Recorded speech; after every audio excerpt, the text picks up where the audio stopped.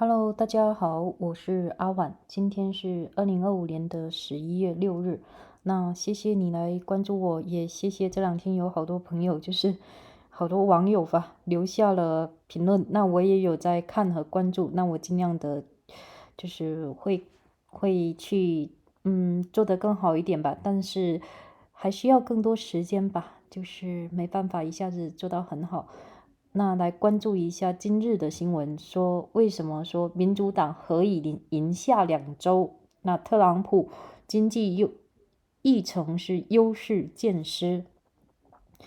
2025年尽管就是说特朗普是继续的一个宣称他的一个经济良好，但选民对其经济政策的支持是明显的减弱。为什么呢？就是说，特朗普尽管没有亲自参选，但是他在弗吉尼亚州和新泽西州的选举中仍然是民主党攻击的焦点。那民主党候选人在竞选中是集中强调生活成本的高企，尤其是住房和医疗费用的上涨，并将这一困境归咎于特朗普及其政策。那民主党在两州的胜利也说明了说，经济议题，特别是民生问题，已经成为2025年选举的核心。那特朗普的一个是怎么样失势的呢？1年前，特朗普以振兴经济为竞选承诺，赢得了总统大选。但近期的一个民调是表示说，特朗普和共和党在经济管理上的优势是正在消失，特别是在生活成本和通胀问题上。特朗普的一个支持率也是创下了新低。最近的一个就是说，NBC 和 CNN 的民调表示说，选民是对特朗普应对经济问题的能力是感到失望。分别仅有30%和27%的选民认为他的政策有所改善。那相比之下，民主党则通过生活成本的关切就是成功打破了共和党的经济话语权。就像德本曾经说，特朗普曾经承诺上任第一天就会降低生活成本，所以说这是共和党最大的失信承诺之一。那民主党候选人是不仅仅批评特朗普经济政策未能带来预期的一个效果，还通过具体的承诺，比如说降低生活成本来吸引选民的支持，尤其是在生活成本高企的地区，选民对特朗普对民生问题的关注缺乏明显的一个行动，是感到非常的失望，并将其视为特朗普政府的失职。纽约市市长候选人佐兰·马姆达尼的成功崛起，也反映了民主党在民生关怀议题上的强大动员能力。那特朗普的一个经济议程似乎就是更加关注，就是通过关税等手段来解决问题，但这些措施的实际效果并不如预期。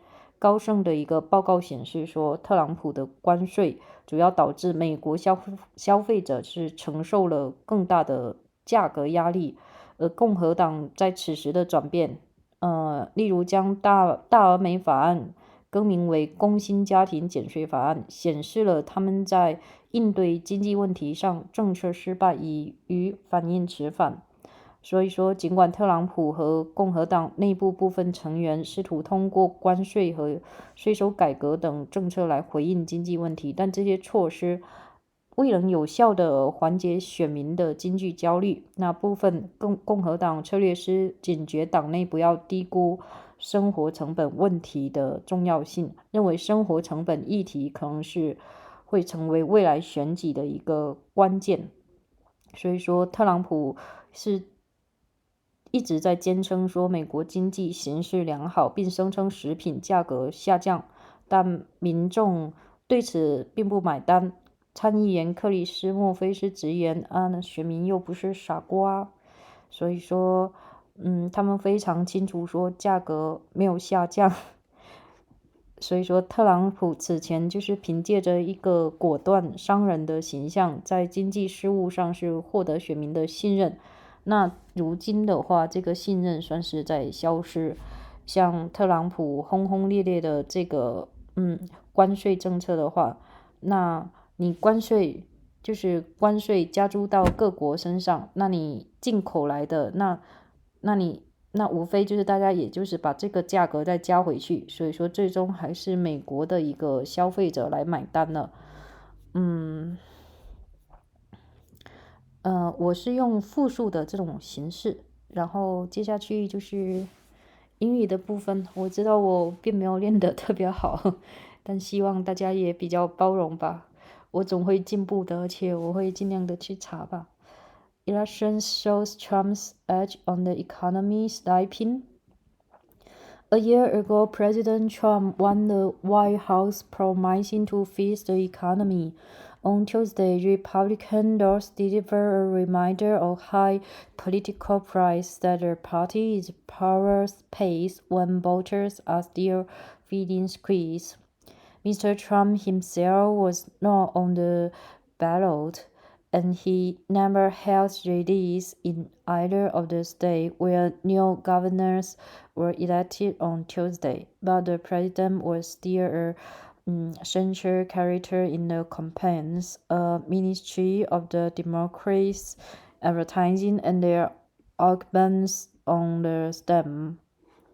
Democratic victories in New Jersey and Virginia were built on promise to address the sky-high cost of the living in those states while blaming Mr. Trump and his allies for all the allies those praise.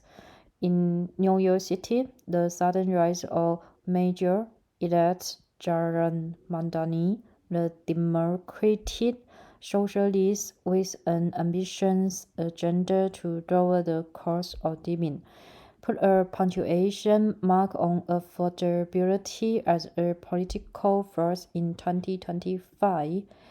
The results on Tuesday came after a drumbeat of polls showing that Mr. Trump and the Republican Party have seen their long-time edge on management of the economy evaporate.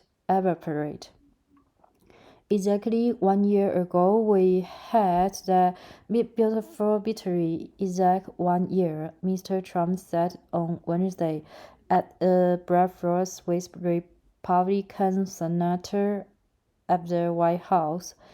And last night, it was not expected to be a victory. It was very Democrat areas, but I don't think it was good for Republicans. Mr. Trump, unwavering focus on economy has given plenty of fodder to Democrats. He thought that the East win for a new ballroom. Lavishly remodeled the Lincoln bathroom, paved over the rose garden for a patio like the one at a Mar-a-Lago, and throw a great Gatsby as Chris' Halloween party with the sun. A little party never killed nobody during a government shutdown and on the eve of calls to full assistance. Trump is indifferent to the pain American families are feeling, said Representative Susan Delbens of Washington, who is leading the campaign arm of House Democrats headed into the 2026 midterms. Only 30% of voters believe Mr. Trump have lived up to their expectation for tackling inflation and the cost of the living. According to a recent NBC News poll, his lowest marks for any issue asked, and a meager 27% of voters in a CNN poll in late October said Mr. Trump's policy had improve the country's economic conditions. Less than half of those who saw he had made matters worse. Trump promised to lower costs on day one. Mr. Delban said it's a big broken promise for the Republican Party. Abigail Spanberger, a Democratic former congresswoman, flipped the governorship of Virginia with a campaign highlighting the fallout of the state's economy for Mr. Trump's efforts to dismantle parts of federal government. Mikey Sherry, a four-term congresswoman, won with a platform that prominently included a day one promise to declare a state of emergency on utility costs and freight rates, both won by double digits. The New Jersey race was especially revealing because the Republican nominees, Jack Ciatti, had tried to tap into the same frustration that voters have about the economy status quo and direct that rage at Democrats who control the state government. But as they had attacked Mr. Sherry as more of the same, but was ultimately fell flat. Kirsten Pels, a Republican National Committee spokeswoman, said that those off-year race in deep blue states are predators of 2026. She insisted that voters still trusted Mr. Trump and that Democrats had gone far left.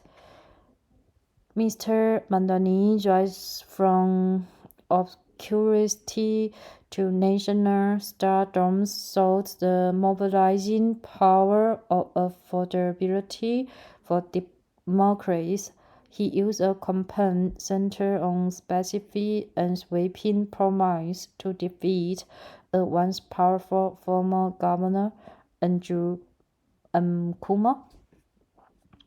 And Mr. Mandami contrasted his own economic focus with the president's wandering ire on the topic, at times saying that Mr. Trump had won on chilly promise in 2024 to punish his enemies, do mass deportations, and ease the cost of living, but only follow through on the first two. Robert Bridger, a Republican pollster, warned his party not to dismiss Mr. Mandani and his race-like focus on affordability, even as Republican strategists were eager to make the 34-year-old Democratic Socialist the next face of the Democratic Party. Don't just chalk up a Mandani wink to a woke candidate winning a woke city, Mr.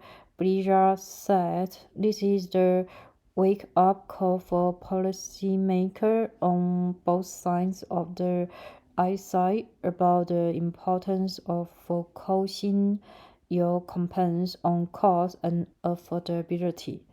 In Washington, Congressional Democrats have opened a flank in the affordability wars through a government shutdown that is now the longest in American history.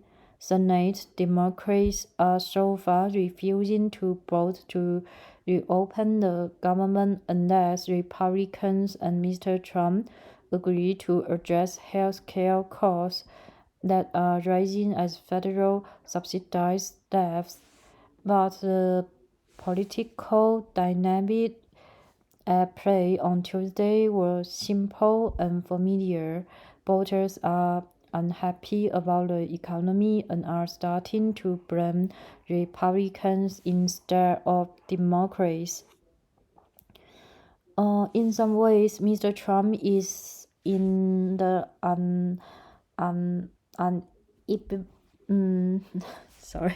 unenviable position that Democrats were in a year ago, using voters not to visit their own areas of worries when it comes to economy. We have no inflation, Mr. Trump insisted on 60 Minutes on Sunday. Our groceries are down, he said. Actually, groceries are up and there is inflation. Now we are in great shape, Mr. Trump puts back at another point in the interview. This country is in great shape. We are ready to really rock. Polls show voter fear otherwise. People are dummy. Senate Chair Murphy, Democrat of Connecticut, said in an interview. The knock price are going down. This doesn't mean voters suddenly trust Democrats. The party's approval stood at 29% in the recent CNN survey, but it does mean that Republicans have lost the benefit of the doubt.